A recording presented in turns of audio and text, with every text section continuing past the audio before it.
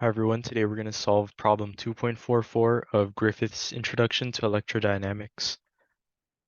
So, problem 2.44 says, suppose the plates of a parallel plate capacitor move closer together by an infinitesimal distance, epsilon, as a result of their mutual attraction. So part A is asking us to use equation 2.52 to express the work done by electrostatic forces in terms of the field A and in terms of the field E in the area of the plates A.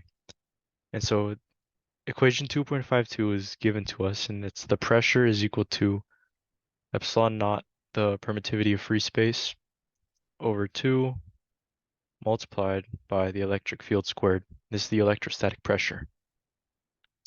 And so we want the work done, which is equal to force times distance.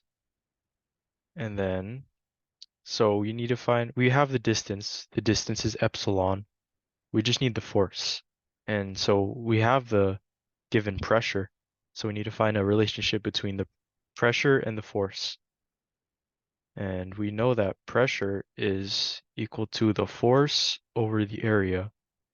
And so since we want to solve for the work, we can just plug this relationship with force and pressure into that. So we want to solve for force for this equation. That'll give us the F is equal to pressure times the area. And that just goes into the work equation here. And we can find that the work is equal to pressure times the area times distance, which is the epsilon. And then we have the electrostatic pressure, and that's basically just plugged into this equation, which will give us epsilon naught over 2 times the electric field squared times the area times epsilon. And that is the work done by electrostatic forces. That's part A. Part B asks us to use equation 2.46 to express the energy lost by the field in this process. So equation 2.46 is the energy per volume is equal to epsilon naught over 2 times electric field squared, which is the same as that. So we want to find the energy lost by this field in this process. So if you think about it, the plates are moving closer together, and they're moving closer together. The distance between them is the infinitesimal distance epsilon. So there's a loss in volume. If we look at this and we want to find the energy loss, 2e squared, you just move volume to the other side. We're going to call it V.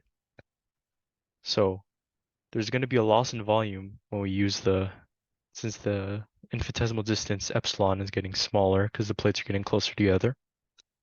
So we can just plug the volume with epsilon so that it is being represented as a volume loss.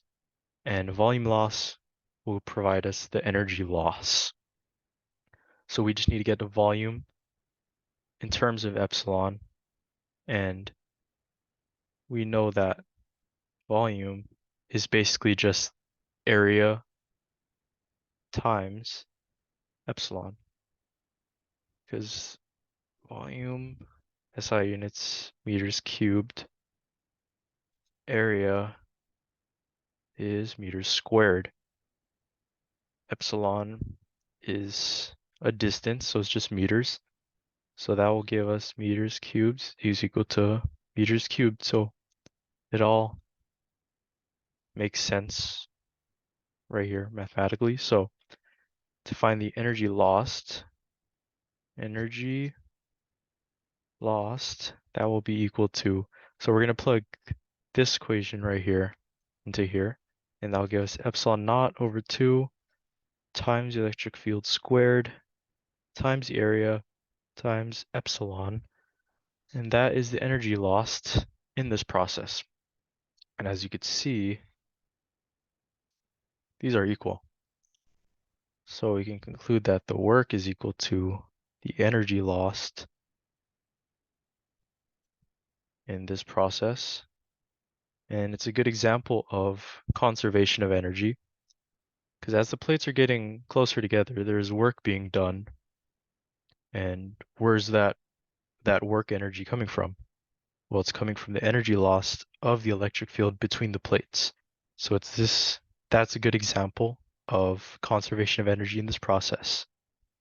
And that's all for problem 2.44. Thank you for watching.